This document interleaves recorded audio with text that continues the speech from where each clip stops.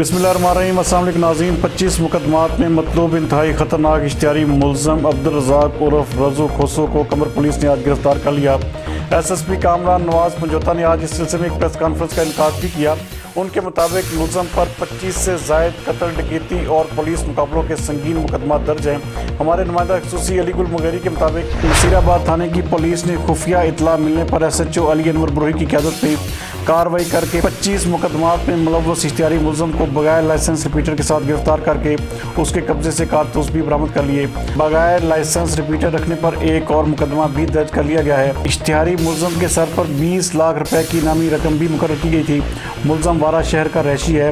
SSP ने मजीद कहा कि जराइम पेशा अफराद के खिलाफ कार्रवाइयों का सिलसिला जारी रहेगा। मजीद इस हवाले से देखते हैं अली गुल मुगेरी की ये रिपोर्ट। बारिश का मौसम है, बाहर ये है तो बस ये एक छोटी सी डेवलपमेंट थी, मैंने कहा आपको बता दूँ, क्योंकि 20 लाख की जिसकी रिकमेंडेशन भेजी हुई DA साहब ने इनाम के लिए अभी हून में पेंडिंग है।